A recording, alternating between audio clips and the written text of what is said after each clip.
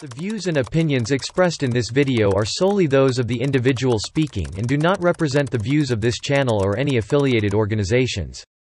This content is for informational and entertainment purposes only. Viewer discretion is advised. Pag ang bagay pinangako sa'yo na madali or sinasabi nila, or easy man ito, or mabilis kang kikita dito, babalik agad yung capitalization mo, 99 or more than 99%, that's fake already eh. They don't have the same aspiration as you, they don't have the same sort of mindset and goal as you. And then once na-achieve mo yung goal na yun, parang sa kanila kasi hindi achievable yun. Kaya parang they're looking for a reason. Trading kasi, ano yun eh, kung ikaw, gusto mo talaga matuto mag-trade or pag-aralan mo talaga. Bigyan mo ng time, bigyan mo na effort. So, wag mo mong maliitin yung market. The market is always right.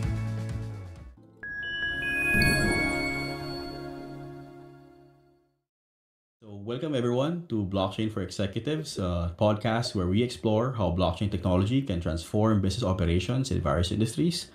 I'm your host, Alvin, and my guest for today is a trading education mentor, coach, who runs a trading education platform called TradeHood Life, Sharif Geron. Sharif, it's great to have you here in the show. It's thank you for doing this actually. Like, I know we've been moving the schedule for 2 weeks now, bro. So thanks for accommodating. Thank you for doing this. Appreciate you. So bro, to start off, can you tell us more about a bit about your background? Like, what led you to create yung TradeHood Life? Like, First of all, grad ako ng IT, first batch of IT. Oh, nice. Okay. Sa AMA University. Mm-hmm. Sa Makati. Mm-hmm. Then, after that, nag-OFW ako as a software engineer sa Japan for 13 years. Oh, wow. Years. Japan, nice. Okay. Sa Japan for 13 years. So, OFW ako. So, even nasa Japan ako, I try several businesses like call center, ganyan. Mm-hmm. So, may coffee shop ako before. Meron akong milk tea. And then he's a hustler. Yeah. So I tried several business. Okay naman. And then napagod ako mag-manage ng tao. So umuwi ako sa nag-quit ako sa trabaho ko sa Japan as a OFW. 2016 umuwi ako sa Philippines. So 8 years pa lang ako sa Philippines. Sa Philippines naman, sabi ko nga napagod ako mag-handle ng mga tao. And then gusto ko yung business na hawak ko yung oras ko. Ganyan. So, I stumbled upon Bitcoin. So, inaral ko yung Bitcoin, kung totoo ba yung Bitcoin, cryptocurrency, ganyan. So, nag-try akong Bitcoin mining, then trading, and all about blockchain and cryptocurrency. So, from 2016 to present. So, sa huli-huli, pinaka nag-enjoy ako talaga sa trading. So, yung parang naging so, master ko yung patterns, and then nag-aral ako ng Elliott wave theory. Then nakapag-establish ako ng sarili kong trading technology, which is the Heikin Touch Confluence. So ito yung Philippine pride ng crypto trading or trading technique na gawa ng Pilipino. So ito yung tinuturo ko. So pag may makikilala ako mga foreigner, sasabihin sa akin na namimit ko sila in person, "Oy, kilala mo ba si Hood?" Kasi yung yung ginagamit yung yung isa sa trading technique niya. Mga ganun. Sabi ko, then sasabihin ko, magugulat sila, "Ako si Hood. Nice to meet you." That's nice. So yes. So ikaw yung nag-invent ng trading yung algorithm na yun. Yeah, trading technique na yun. So, just the Heikin Touch Confluence. Under that, maraming trade setup. So, ang pinakasumikat lalo na sa foreign exchange, they call it the cone and square. So, combination siya ng RSI and commodity channel index na indicator. Ayan. Oh, okay. Ginagamit nila sa Euro USD, gold, and all other FX pair. So, curious tuloy ako bigla kasi you mentioned earlier parang ano pala. So, ano lang, going back lang. So, software engineer ka before. Sorry So, parang ano Yes, lang, parang let's go back. Yes. software engineer ka sa Japan and then parang so like programmer ka, right? And then naging head of IT ka, right? So, nag-manage ka ng parang multiple like ng mga tao, ganun sa Japan. Yes, that's the Ganun start. siya. Pero Oo. napunta ako sa human resource. Yes, Why? Ba't ka human napunta sa resource. human Naging head resource? ako ng human resource department. So, Mm. before ka makapasok sa IT company, so malaki yung IT Mm. company namin. Ano siya gumagawa siya ng engine control unit ng lahat ng Japanese cars. So, yung computer Okay. box, Kaya, yung computer box, so they're using Turbo C, 'di ba? So, ako yung Turbo head C. ng human resource. Grabe. Sa 1,000 Tagal na nun. applicant, 10 lang makukuha. Gano'n katindi yung Ganun oo, din yung gano'n katindi. competition. Yeah. Yes, so gano'n Grabe. katindi yung Nice. tapos tuturuan sila ng Japanese, tuturuan sila So, parang marunong ka pala mag-Japanese ng konti. Kasi di hindi ba nga, hindi nga hinahatid yun nila, hindi? ang alam ko lang more on pera, and then Oo. numbers, and then yung Oo. mga decimal places, yun yung mga alam ko Japanese, yung ginagamit sa term Na sa engineering. term. Okay. Yeah. So, and then, after mo maging software engineer, umuwi ka sa atin, you establish a bunch of business. Ganun siya, 2016. Then you mentioned na parang nagkaroon ka ng business T or like iba't ibang ventures, right? Ang 13 years na yun, pag uwi ko, tinayo kong business is tag dito, logistics. Nagkaroon ako logistics. That's under Lazada and Shopee. Yung mga nagde-deliver ng motorbike. So, yun. Okay. Yun. Nice. Tapos ano pa ba? Yung alam mo yung weteng ng government? Yung small town lottery. Yung ganun. Okay. So, Diba yung natatandaan ko weteng, parang yung that's mom the ko. illegal part. Pero yung small town lottery, hihingi ka ng lisensya sa PADCOR. Yup, oo. Ayan. So, Trinay ko rin Naalala ko yun. lang. Ayan. Naalala ko yung mom ko nagganon din kasi mom ko nasa government din. Naalala ko siya pero I was never sort of involved dun sa business ng mom ko kasi ako parang ever since na natuto ko mag-code, mag-program, parang yun na yung gusto kong gawin. so parang hindi na ako nawala dun sa software Yung engineering. yung Although, ginagawa mo yeah.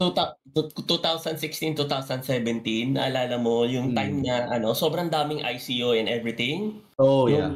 Yes. So, yun, under international company, gumagawa din ako ng token last time. Yeah. So, For example, nakapag-ICO ka na before? naniningil sila, mga 25 to 50 BTC. Then, pag ikaw yung gumawa ng token, easy, 5 BTC before. So nakagawa ka na ng token ng mga ICO. Yeah. Oo, that time. Pero hindi ko kilala yung mga company. Mag-message sila sa akin. Hindi lang naman talaga nakakagawa dati ng token, di ba? 2016. Hindi. Walang bang pakialam. 2016 yan. Oo. So, Ethereum pa lang talaga under before tapos ERC-20, gagawa ka ng token, di ba? Yung gumagawa ako before ng token. So, napainabangan ko rin. Kaya nakaipon ako ng Bitcoin that time.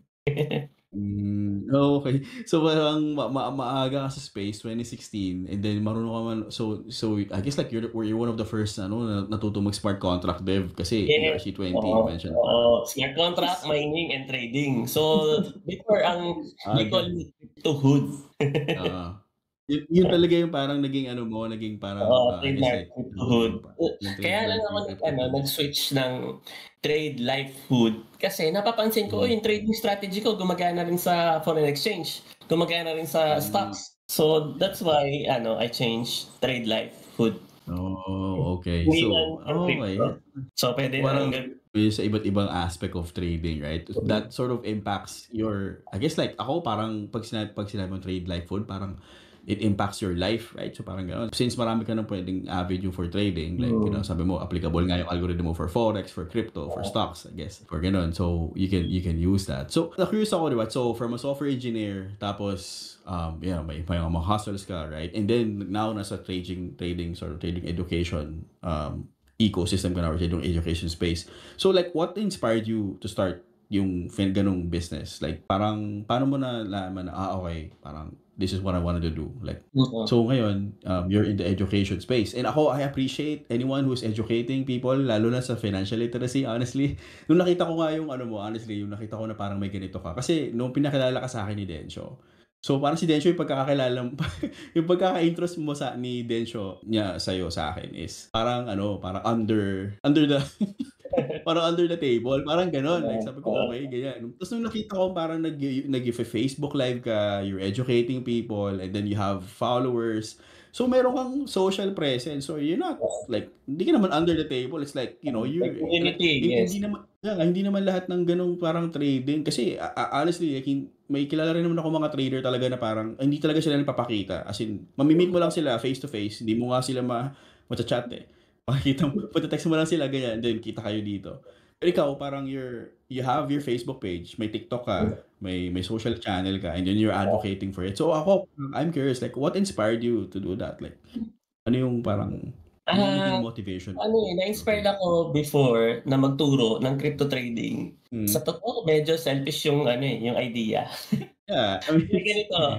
Alam mo bakit naging selfish? Gusto ko, that time gusto ko, parang yung math teacher mo nung high school or nung grade school, kahit anong gawin mong aral, kahit ilang years na silang nagtuturo ng math, ng algebra, hindi mo sila matalo-talo sa pabilisan ng computation or whatever. Diba? Ako naman, nagturo not because of money. Nagturo ako because gusto ko ma-recall lahat ng inaral ko. That makes sense. Yeah. Pag nakita ko yung chart pattern, candlestick, hindi ko na kailangan i-drawing. Sasabihin ko, this is triangle, head and shoulder, or this is wave 4 to 5. So, ibig sabihin, kaya ko na yan i-trade. So, yun yung reason kung bakit ako talaga nagturo. Not because I'm accepting tuition fee or what. More than, I think more than 2 to 3 years na akong free. So ang course ko, three courses, the HTC Alpha, Beta, and Charlie, it's for free. Pag Pilipino ka, free. Lahat, yeah. Yes, kasi Tagalog yung yung course. Yeah. That's nice. Yeah, so parang binigyan mo ng value. Yeah.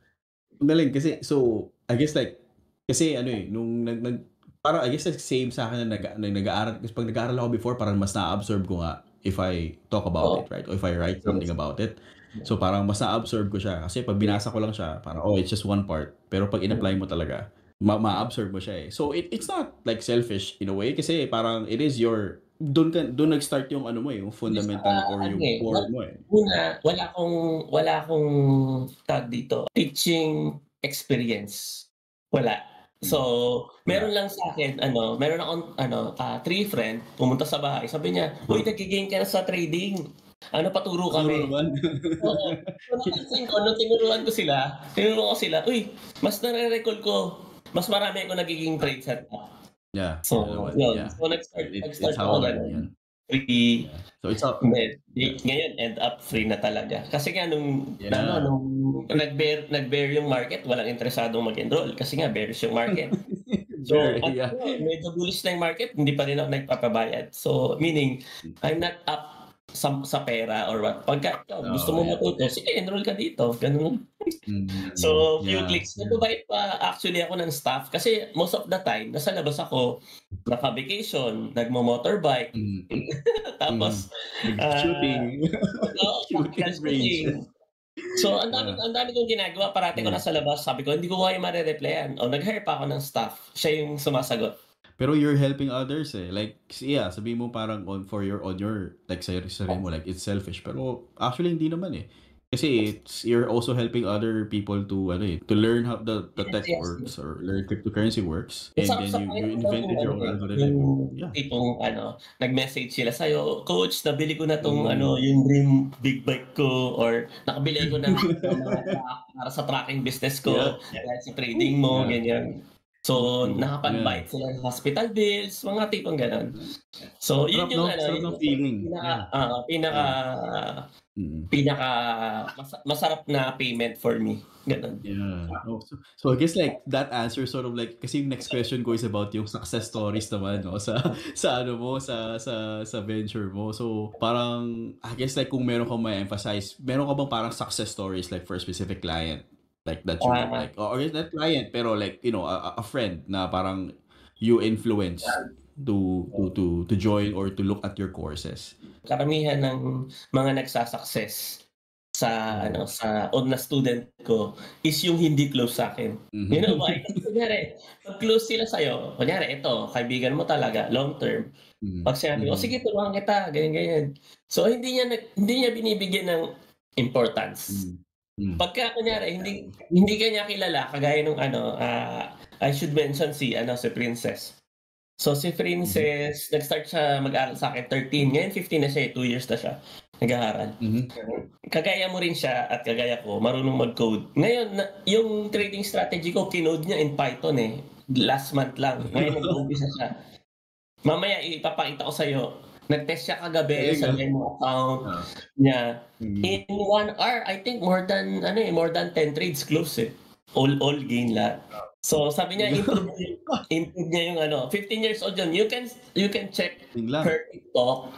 Ang pangalan niya, Batang Trader 13. Batang Trader, okay. Tapos parang, gumawa siya ng Python bot, kaya? Yes, Python bot using, the Hackintosh Confluence. So, I guess how did you guys started? Like, so parang kilala, so hindi mo siya kilala talaga or talagang nag-reach out sa sa'yo? Yung nanay niya. Okay. Tapos sabi ng nanay niya, hindi niya daw makuha yung trade and everything. Sabi ko, yung anak niya, nanonood ng YouTube ko. Before may YouTube ako, active pa yung YouTube ko. Sinutdown ko na So sa YouTube ko, nakita ko, yung mga bagay na hindi ko pa tinuturo, na-decode na tututunan ng bata. Diba, 13 years old lang, magician ka. Meron kang mga secrets. Nasa sleep lang, na hindi mo basta-basta ituturo. Na-curious ako sa bata.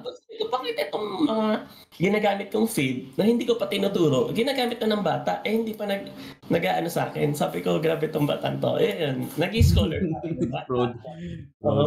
Prodigy, yes. Prodigy. Wow. Kasi 13 years old, marunong mag-Python, mag-code. Like, I know na parang, naman na parang may mga, natuto siya mag-trade 13, ganyan. Wow.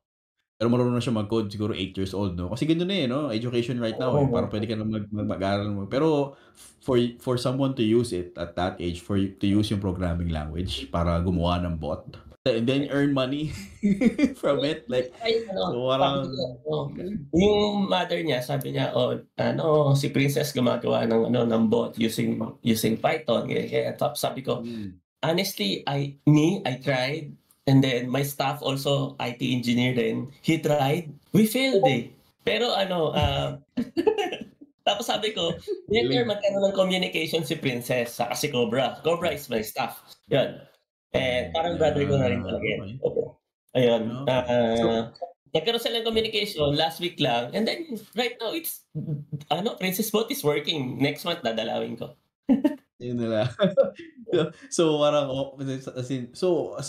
aside from that, bro, so since successful si Princess, right, and then yung client mo talaga doon yung mom niya, so aside from that success stories, meron ka bang, I guess I'll be critical here, so meron ka bang parang mga stories of like, yung nag-fail, or like, someone na parang, I guess like from my perspective, meron ka bang parang client na parang hindi siya nag-succeed, and then parang he like they or he or she or they like they put it against you. Kasi honestly, bro, kasi reality sa trading, sa casino and all other parts of things, maski sa studies and kahit yan parang biblical number yan more than 24% lang ang success story. 76% this is a fail story. Okay. So isa din, meron taga Davao. He pretended to be me. He's using Hackintosh. Yes. Meron siyang hindi pa face out kasi. I have no face. Ang tawag sa akin, Cryptohood, di ba? He pretended to be me, and then, ganun din, same story, galing din siya sa Japan, marunong siya mag-Japanese. Yung training, yung nagtatrabaho sa factory, yung 3 years lang sa Japan, then uuwi ka na. So yun, meron siyang Honda Civic, pinapakita niya. He collected a lot of money. Naging scammer siya So talagang ginaya ka niya, tapos Yung pretender, so sinabi niya, ako talaga si Hood. Bakit? Paano nalaman si Hood? Wala namang mukha yun. Ito na yung mukha ni Hood, sabi na ganyan. So maraming natatawa dun eh. Wala. So to this day ba, nag-ooperate pa rin siya? Or Wala hindi na, wala naman na. siguro? Nag-scammer siya. I think, siguro baka kung hindi siya nakulong o pinatay siya ng mga tao, nangolekta siya ng pera. Kaya tayo na. Baka nakulong na eh. Kailan niya? Like 2016 din? Gano'n? Or like I think 2018 na yun eh. 17, 18. 2018. Yun yung kasagsagan ng nung Take It Touch Conference. Before, every week, nasa iba't ibang part ako ng Pilipinas. Kunyari, punta ako sa Cebu, sa General Santos, sa Davao, meron ako sa Manila. Sobrang fully booked ng ng seminars ko. Oh, so ngayon nag-seminars ka pa rin ba? Hindi na? Or Hindi seminars ka pa rin? Hindi na. So talagang fully like sa sa Facebook, yung live. Hindi, yung live. Last year pa yun eh, huli ko. Yung nanood pa ako, yun yung live. Oo, last year pa yun. Over pa yun last. Tingin ko, tuloy mo yun. Tuloy mo kasi okay siya eh. Kasi ako in my opinion, I think we need more people who are, who financial literacy sa atin lalo. Kasi lalo na ngayon, honestly, in my opinion lang, like ang daming meme coins, right? Ang daming parang pangarang. Ngayon yung trend ngayon, lalo na sa mga Solana, kasi sa Solana, ang daming, ginagamit na siya as platform for meme coins eh. Ako kasi, in my perspective, pag sinabi mo meme coin, parang there's always a risk na parang, parang mga tao na parang, sige, sama na sila ng sama, lagay sila ng lagay, and then, hindi natin alam, baka marug pull, and then, your entire life savings are jeopardy. Like, wala. Parang, so, I guess ako parang... Yung movie, yung Dumb Money, yung regarding sa yung nga bang, yan, yung GameStop. Oh, yung GameStop, I know, yeah. Yung meron siyang movie, panoorin mo, Dumb Money. Parang wala naman talagang pag binasa mo yung profile ng company, 6 to 8 times sila nagpalit ng CEO, pabagsak na yung company. Then suddenly merong YouTuber saka sa Reddit na nagchismis o nagpump parang lagi niya na sinasabi na this is okay, ganun. So yun, umabot sa Congress ng US. Tapos maraming yung games na nalugi. Yeah. Yung GameStop, yeah, I know that. Kasi di ba nakalimutan ko yung terminology sa trading. Yung parang you're betting, yung betting na you're gonna bet on a stock na babagsak siya. Yes. And a lot of like large corporations are betting na babagsak si GameStop. So parang yung community sa Reddit, nag-trade sila versus nila. Oo, yeah. So parang ganun yung nangyari. So tapos parang naging issue nga siya, nagkaroon sila ng parang napunta nga sa US Congress. Alam ko yung parang high level. Yeah, alam ko yung high level yung nangyari noon. Pero parang it's interesting. Hindi na naging controversial dyan. Kasi ang GameStop tinitrade sa Robinhood. Yeah.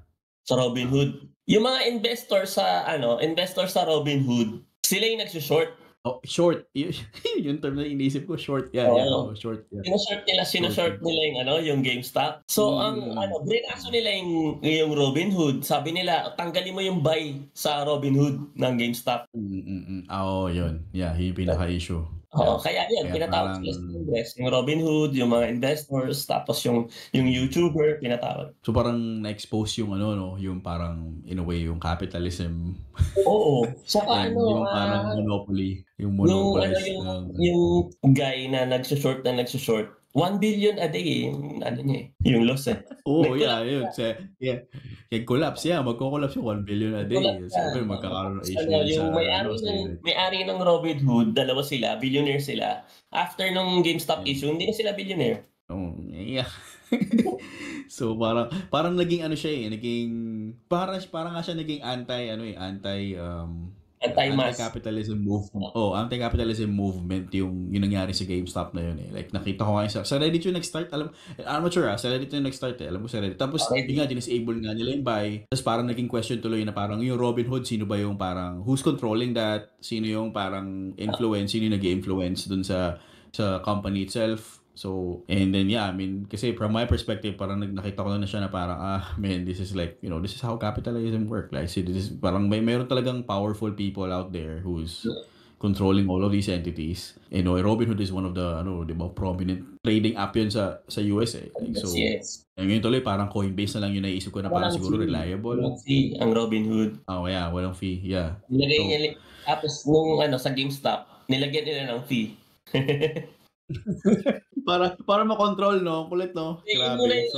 Yun muna yung move nila. Nilagyan nila ng fee. Yeah. Tapos hindi kinaya. Tinanggal nila yung buy. Sell lang ang meron. Yun na yung parang ultimate move. Tanggalin na yung buy itself. Tapos para wala na talagang lakas. Grabe. so yun. So just going back to sa financial literacy, yun nga. So parang yung ginagawa mo for Hood, yung live sessions, actually like na-appreciate ko talaga yun. Kasi ako, in my opinion, we need more people like that na who's educating people on how to properly sort of, leverage ko ano yung what's out there, right? What are the financial instruments that are out there? Like yung cryptocurrency, you mentioned that you built your own algorithm na effective and then nakatulong. May success stories ka, 13, 15 years old na marunong na mag-build ng bot, right? Of course, meron mga parang mga failures kasi nga parang like, you mentioned earlier 74%, 26%, 74% lang talaga yung failure rate, 26% yung success rate. So parang like yung sa like financial literacy, like are there any other like things that you're doing right now para to educate people? Like ano yung parang future ng platform mo in terms of educating people? Are you still gonna ako bro, honestly yung live okay siya. Pinod ko yung session mo, okay siya. Like na-appreciate ko nga siya talaga siya eh. So sana ituloy mo siya, honestly. So future ng platform ko siguro magiging na siya.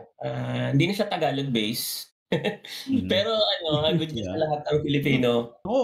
Okay lang yung Tagalog kasi we need more education sa atin. Magiging dito, sa lahat ng Pilipino, 100% for free pa rin yung course.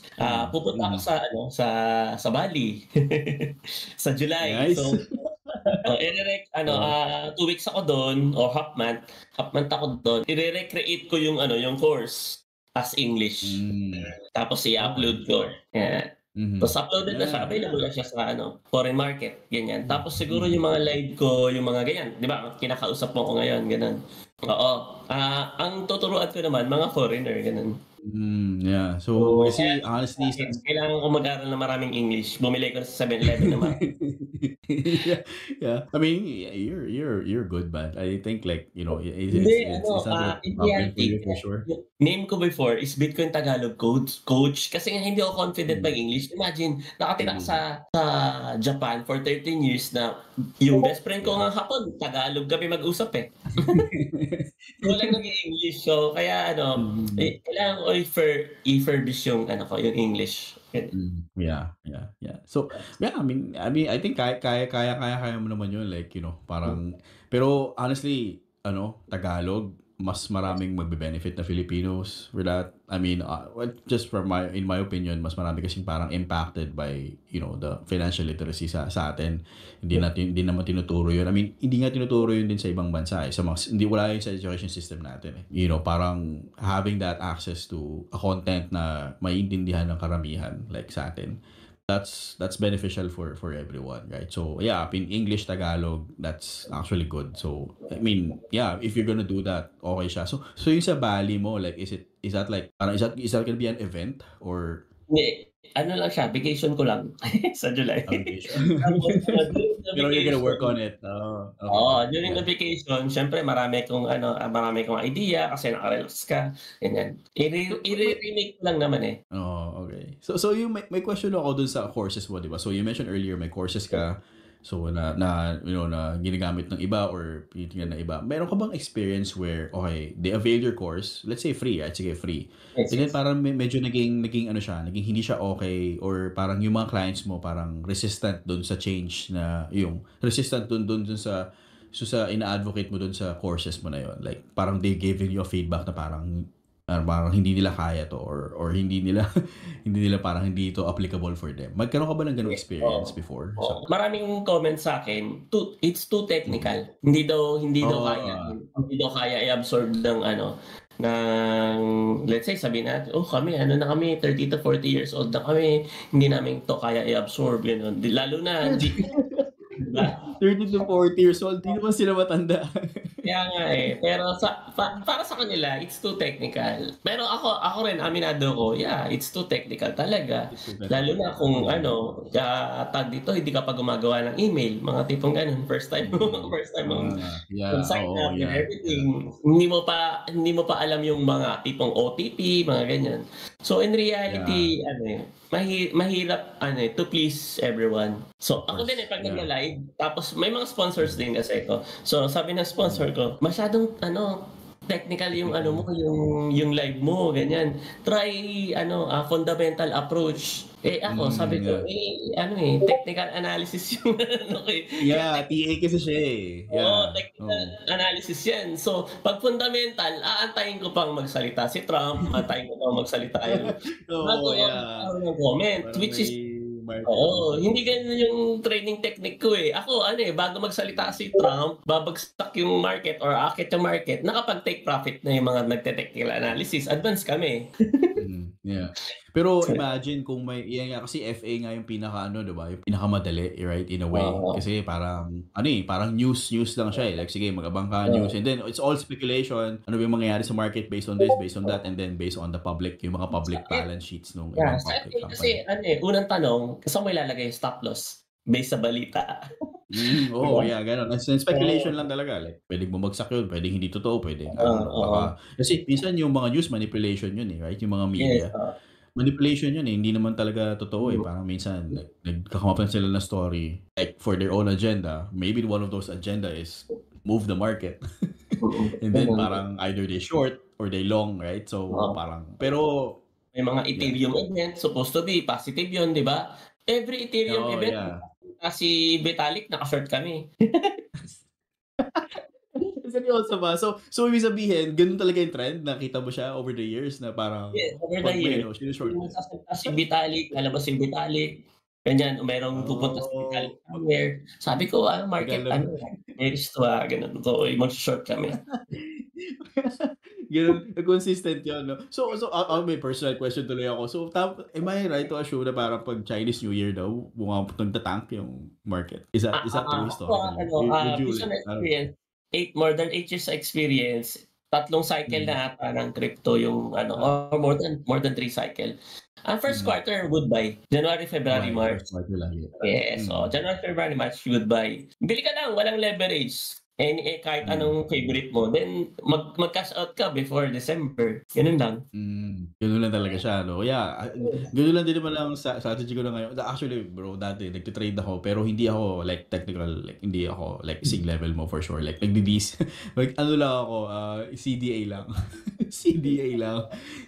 Like cost dollar averaging lang talaga. And then ngayon, every week na lang ako bumibili. Yun lang dapat kong tinuturo eh. Kunyari, maraming mga OFW. Sabi ko, dollar cost averaging na lang kayo. Tapos, Yeah. so kasi in history, wala, hindi pa nag-fail, di ba? Yeah, I mean, averaging eh. Kasi parang, kasi year by year naman ang mga companies, lalo na yung mga tech companies, lagi naman yan parang more than 3 to 5% tinataas eh. So, lagi ka na ng lagay, parang tataas at tataas yung stocks mo. Like for example, dito sa US, Canada, like sa Nvidia, AMD, Tesla, like lahat ng mga companies, pag tingnan mo yung chart nila, bumabagsak sila month by month. Pero year by year, pataas siya eh. Yes. Umaakit siya eh. So imagine like, okay, like lagay ka na lang lagay and then ignore it and then later on, like mag-liquidate ka or mag-pull ka. Namin, yung trading technique, the Elliott Wave Theory, more than 100 years na tong trading technique na to, the Elliott Wave Theory. Malalaman mo kung nasaan yung tops. Yan. Yung apps. Hindi yung tops. Malalaman mo yung top. Nalaman namin ang tops 20,000, then yung bottom na distinguish namin na 4,000 US, ganun, 3,000 US nung pandemic, 'di ba? Nag-bottom ng $3,000. Yeah. Oh. Yung alin yung Ethereum to, right? Ethereum or Bitcoin niya, nga pala pandemic yan, Bitcoin $3,000, 'di ba? Lahat ng tao nagpapanik. Walang bangko. Diba? Coach, bebenta namin lahat ng Bitcoin namin. Nakikipagkita sila sa labas lang ng grocery. Grocery lang ang open eh. Yeah. Honestly, bro, yeah, nung nag-down sila, diyan ako nawala ng mga kaibigan. Kasi parang ganoon din ako eh. Like, I'll just be honest with you dito sa sa podcast and I don't care. Kasi may mga friends din kasi ako na parang, you know, I kasi nakita nila nagbe-Bitcoin nga ako. Maaga din ako 2015, 2016. And then nakita nga nila tumaas and then bigla bumagsak, 'di ba? Like I think nag 20,000 before, 'di ba? Like before pa yun tapos naging 3.5 ata ganyan. So, alam mo 'yun, parang hindi ko naman ni-recommend pero hindi naman din ako trader. Pero impacted din naman ako nung price change. Pero yeah, parang I lost friends. I lost connections due to that. They saw hindi ko naman siya pre-promote pero they saw like yung ginagawa ko as sort of like Ako kaya the token itself. Pero lagi ko rin sinasabi, I don't do financial advice, hindi ako expert, ganyan. Basta pag gusto mong bumili, tutulungan kita. Pag gusto mong magbenta, tutulungan kita. Both ways. Ganun. So, yung mga yung pinamaganda. Yung mga nagbenta that time, lahat ng sinabi sa akin, sayang coach, ganun. Sabi ko, ano gagawin? Sabi ko, lahat ng Bitcoin. Ngayon, 70, 66, 67, di ba? Laki. Kaya ako na like, sana hinold nila, ganyan. Kasi ako, holder lang talaga ako. Hindi pa ako Yung fill ko lang yung, pinatay ko sa'yo, yung fill, yun lang. Ginawa akong Bitcoin yun. Tapos, yun like, kumuha lang ako nung pang-akin. I think na-mention ko yun before. Congrats doon sa mo. Yes, thanks.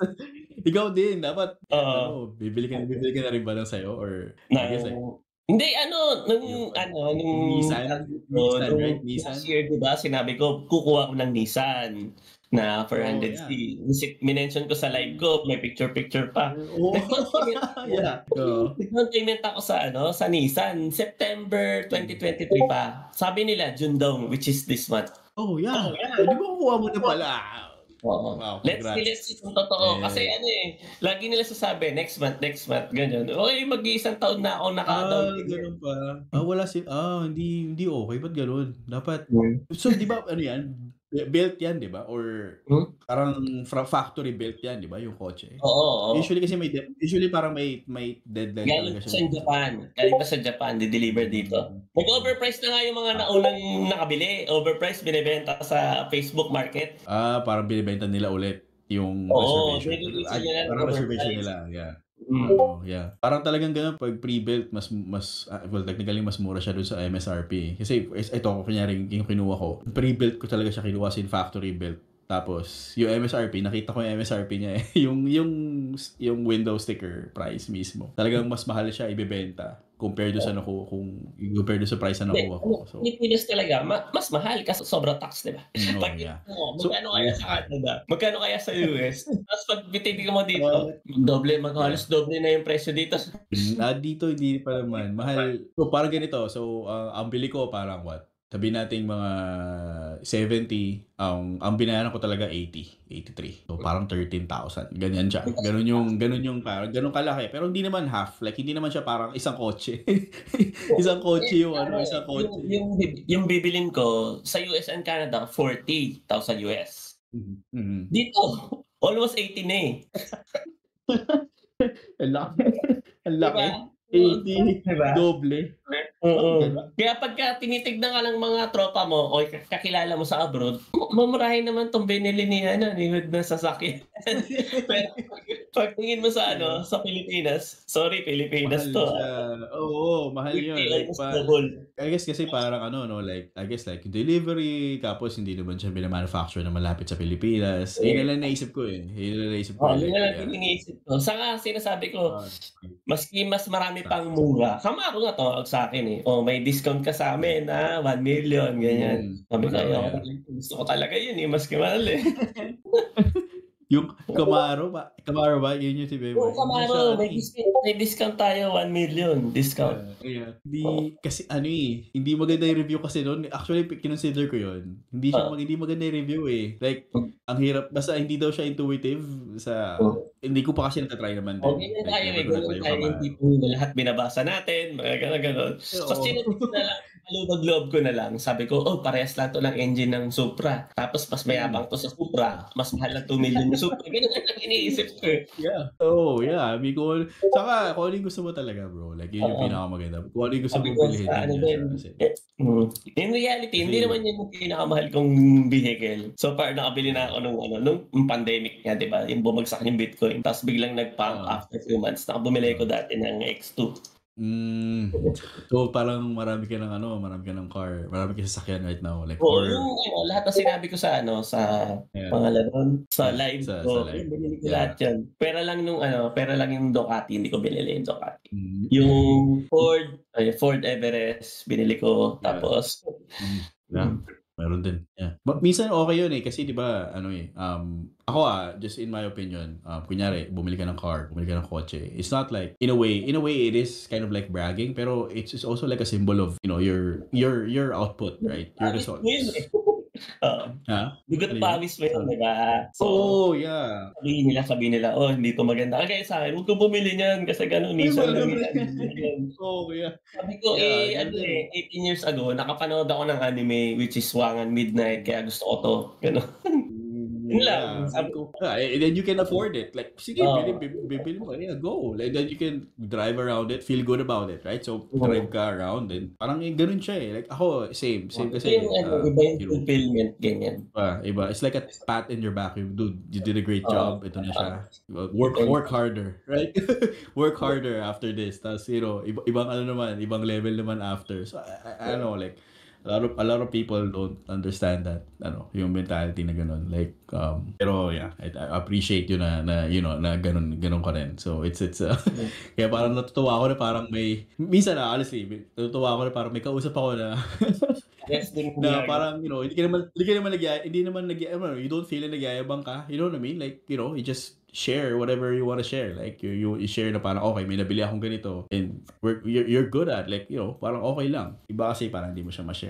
Pero marami pa rin mga taong mga tipong hindi nakakaintindi, mga tipong sasabihin, nasa group chat ka nila, paparinggan. Yung isa dyan, bibili na sports car sa mga sasakyan. Pero siguro may mga nagansyo na namang iba yan.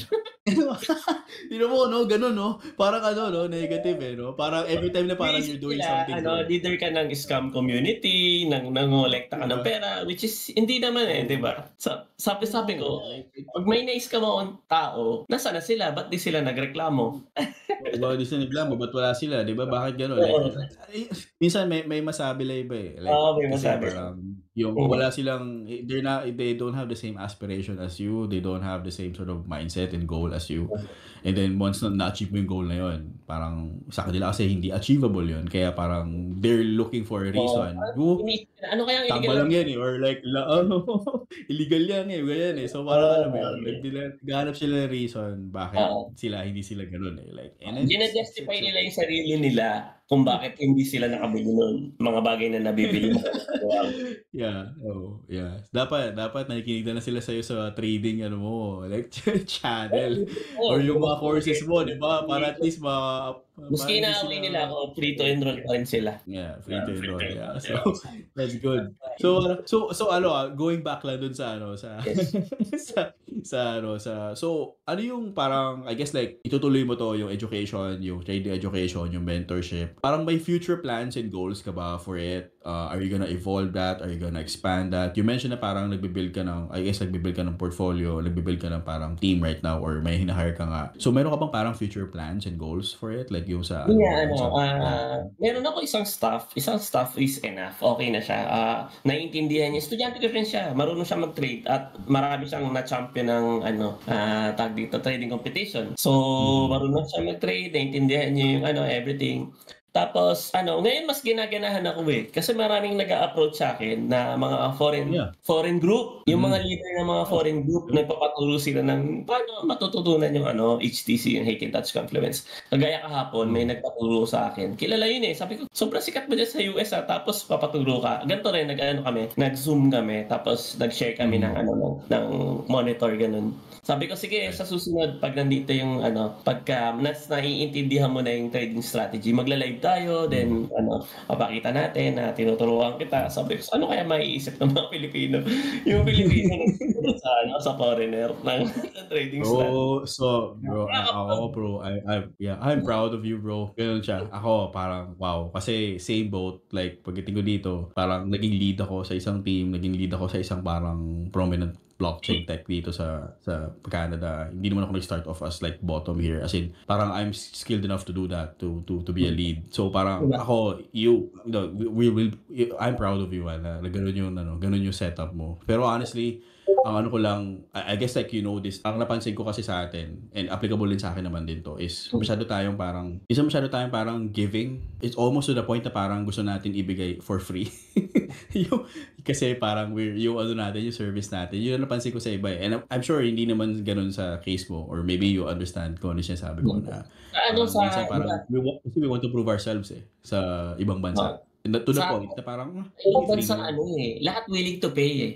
Like kahapon sabi niya kaya 30 minutes lang daw. Willing to pay daw siya. Sabi ko sige, don't need to pay. Pero this guy, tawag dito, matuturing na siya master trader. Under him, ang dami niya ng followers na kilala din na master trader din. Tapos sabi ko, di pag na-capture ko to, di maganda. Magandang portfolio, ang gandang clientele, ang gandang customer no. Like parang it shows your capability. Turuan ko kayo lahat. Sabi ko kasi, yung trading technique nyo, which is hindi yan yung ginagawa ko. Pares lang tayo may common denominator kami, which is the Elliott Wave Theory. Yun, so ginawa ni Nelson Elliott more than 100 years na. So nagkakaintindihan kami doon. Tapos sabi ko, itong Elliott Wave Theory, may mga part na nirevise lang ako. Kasi ito ginagamit to sa stock, saka sa FX. So paano naman pag crypto? So may dinagdag ako mga fibs. Kaya sabi niya, wow, ngayon ko sa'yo ko lang nakita itong mga dinagdag na to, mga fibs, which is gumagana sa crypto. Gumagana. Actually, expression ko kung gumagana siya sa crypto. So gumagana siya sa crypto. Yung ganito. Kasi may crypto talaga ako nag-start mag-trading eh. Yeah. I guess like siguro I have to look into this algorithm. Hindi ako familiar do sa algorithm na yun or sa technique na yun eh. So, isip ko lang ko parang maybe it's based on, I don't know, maybe it's a formula. So maybe mali yung naisip ko. Naisip ko kasi kung based siya sa parang fundamentals, like parang human psychology, no? Nakaroon ka ng trading view, which is the trading view doon gumagawa ng technical analysis. Yung pinapakita ko chart. Tapos charts. Okay. Yes, charts. Tapos candlestick patterns. Tapos, yun nga, yung Elliott Wave Theory. Yeah. So, bro, magpabayad ka, bro. Oo, sa Pilipino, as na lang. Sige, free, no problem. Pero sa foreign, kasi pumunta pa ako ng Bali para gawan ko lang kayo ng course eh. So dapat hindi free, bro, kasi ang laki doon sa kanila kasi they can potentially earn millions from that. Millions of dollars. Hindi siya like million pesos. Resistance, they charge $2,000 eh. Diba? So dapat mag-charge ka sa kanila. Kahit yung ganong Zoom call lang eh, parang dapat in a way. Pero yun nga, bro, kasi after ng July. Kasi minsan nile-take advantage tayo nung I guess like I don't know kung same situation sa'yo, pero I know some na parang some people are taking advantage of like yung generosity ba natin and yung parang being like we giving dun sa kasi parang we want to prove ourselves, right, in the global scale. Kaya parang sige, parang free na to, free pero in reality na yun na-realize ko rin dito eh, no? Reality parang they are willing to pay for that type of service. Like lalo na yung sa'yo, trading. You don't need to sell sa US and Canada. Yun pa. You don't need to sell. Pag nakita nila, sige, babayaran ko yan. So parang may ganun ka palang Zoom, like parang I guess like parang consultancy siya, parang pwede sila pwede sila mag-book ng call sa'yo. Okay. That's really good. Turuan yung mga ganun. Kasi they are already master trader eh. Matagal na silang nagte-trade eh. Halos kasabayan ko sila. Ang wala lang sila, which is yung HTC. HTC kasi yung yung entry, then where are you going to exit, then stop loss, saan mo nilalagay. Wala pa napansin daw ni ang pangalan niya si Lion. Pansin daw ni Lion, papasok pa lang sila, nakalabas na daw kami. Okay. So sabihin nun, mali yung nila, Tama naman. Doon talaga yan, by the book yung nila, by the book eh. So, ako kasi, ito yung parang, ito yung napansin ko eh. Pwede ka naman pumasok earlier. So, bumibili kami red pa lang yung candle. Yeah, ako gano'n na yung instincts ko ngayon eh. Pag pula, minsan sa Coinbase, titignan ko, isa-sort ko siya by kung sino yung pinakamababa. Kung sino yung pula, tapos titignan ko yung project. Tapos, okay, bilhin ko to. Kasi bagsak eh. Kasi chances are, tataas naman din siya kasi nagsiswing talaga siya. So, it's good. So, yeah. So, sige bro, going back dun sa natin. I guess like, kasi parang almost almost out of time. Honestly, parang ang dami ko pang, gusto ko sana itanong yung mga techniques mo, yung mga algorithms, pero I think, kailangan ko magbayad. Hindi, more about it. Siguro, titignan ko na yung courses mo muna. Pagdating ng stuff ko later, before 12 or 1 a.m., sa Telegram mo, invite kita. Sa Telegram lang siya naka-upload eh. Sige. Kasi gusto ko siya eh. Gusto kong matutunan yan. Kasi it is one of the things na parang gusto kong pasukin yung financial side domain nung blockchain and cryptocurrency. Medyo hesitant ako noon before kasi before na nawalan ako ng friends. Nawalan ako ng mga kasi parang they thought na parang nagbibigay ako ng advice. Pero magbibigay advice, I'm a developer. I'm a software engineer. Like, I'm not a financial advisor. Pero bumili sila ng crypto kasi parang meron din akong crypto. And then bumagsak nga. And then, of course, like, ako din naman impacted by that. Pero yeah, it's something that I wanted to do. Napansin ko na mention ko nga before na parang yung remittance, yung cryptocurrency, yung trading, yung platform, maybe that's something that we can partner, or we can work on. Not as like co-founders, pero more of like partners na parang I'm gonna use your platform to do those exchange and all. So it definitely something na parang gusto ko siyang gawin within this year. Yung mga videos ko sa Telegram, Tagalog siya eh, madaling intindihan, na Philip. Yun. Yeah. Mas okay lang yun, like that's fine, like yun yung i-convert ang napansin ko sa content creation is be as authentic as possible. I mean, initially like kung Tagalog, kung English, parang kung ano yung kung saan ka comfortable kasi the more na just in my experience, kung the more na parang naglagay ka na script doon sa podcast or sa sessions nyo, mas parang fake. Sige bro, I wanna know ito last na to. So I wanna know your like personal insights and advice, bro. So you're ako, I admire what you're doing. You're educating other people on how to trade, how to be financially free basically, or leverage yung financial instruments. Ano yung mga personal advice mo that you want to give to others? So in this space, like in crypto, in trading, like, do you want to highlight yung mga financial mistakes that you made and then what you learned from? Is there some insights that you wanna share with our audience? Ang ko lang, isa lang sa financially hindi ako marunong mag-advise. Ang pinaka-advice ko lang talaga sa lahat ng tao is pag ang bagay pinangako sa'yo na madali or sinasabi nila or easy money to or mabilis kang kikita dito, babalik agad yung capitalization mo, 99 or more than 99%, that's fake already eh. So, too good to be true. Yeah. Too good to be true. Ang trading kasi, yan eh, kung ikaw gusto mo talaga matuto mag-trade or pag-aralan mo talaga. Bigyan mo ng time, bigyan mo ng effort. Parang kunyari, gusto mo maging doktor, then you need to spend time para maging doktor ka. Kung gusto mo maging lawyer, ganun din. So dadaan ka talaga sa butas ng karayom. Hindi yung kunyari natuto ka, feeling mo kumita ka 1 to 2 trades, kumita ka. Feeling mo, I'm a genius na. Ganon. Hindi ganon. So, sure, matatalo ka sa trade at matatalo ka sa trade. So, wag mo maliitin yung market. The market is always right. Ganyan. Yan yung yan lagi ko sinasabi. Kaya, pagka nagkakaroon ako ng session, bakit take profit ka ng take profit? Sabi ko, walang natatalo pag kinukuha mo lagi yung profit and then ginastos mo na. Walang natatalo. Unlike pagka, kunyari, profit ka natin, iniisip pa, tataas pa to. Then suddenly bumagsak. So, hindi mo natin yung profit, then that's going to be loss. Parang kasi ganyan yung mindset ko. Parang ang sinasabi ko sa sarili ko, don't be greedy. kunin mo na. Ganun. Yes. Oo, Kasi before na gano'n. parang, like kunin mo na kasi kumita ka na eh. And then, Oo. there's another day, another time, another day Another for trade, trading eh. another day, 'di ba? Another Oo, time, yun. another trade setup, 'di ba? Tama yung Oo. tama. That's yeah, absolutely true. Honestly, just from my experience, I just nung sinabi mo siya right now, doon ko na realize, yes, yeah. Sige. Tama nga siya kasi before ganun yung mindset ko, tataas pa yan, hindi mo na Tapos ganyan, hindi mo na makikita yung maiisip mo profit. maganda yung Yeah. fundamentals, eh, maganda yung company and everything. Oo. You don't know the Tas company already withdraw their shares. yeah, tas nung naisip ko, you know what, kailangan mag-take profit ako. Like I have to look at it like parang day-to-day perspective or unit to unit. Like, okay, day one, pag kumita na ako, pull out na. Tapos other day, sige. Tapos lagay ka ulit. Tapos at end of the day, Oo. kuha ka ulit. So parang ganun na yung mindset ko. Na-realize ko lang siya as you say Oo. it right now, as you sort of give that advice. Parang, yeah, tama siya.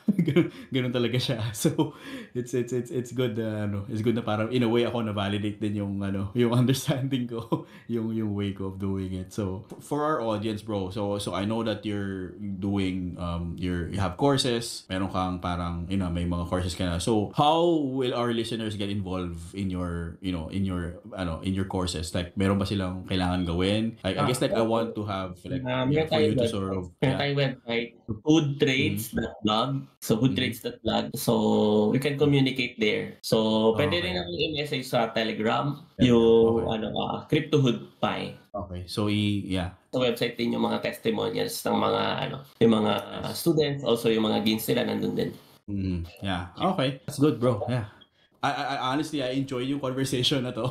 In terms of kasi this is one of the conversations na parang No problem. yeah.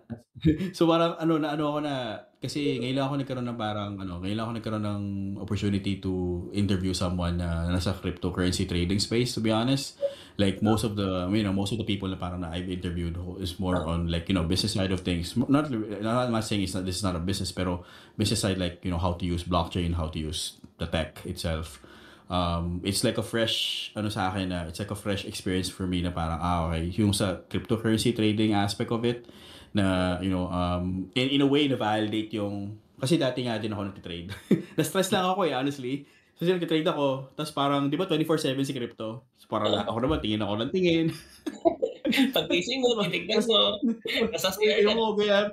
Para, oo, di ba, lahat nasa-stress ako lalo. Sabi ko, ano ba to? Hindi to. Kasi napupuyat, ganyan. So, tinigil ko muna siya. So, you know what? Kasi, dati kasi nagsa-stocks ako dyan sa atin, sa Philippines. So, ganun ang strategy ko. Like, yung cost dollar averaging lang talaga. So, ganun lang ginagawa ko ever since. And, honestly, okay siya. Kasi, ganun din. Naka 3 cycles na naman ako. Na puro ganun lang din. Kasi, talagang dev lang talaga ako eh. And, nag-hold lang talaga ako. Buy, hold, buy, hold, buy, hold lang.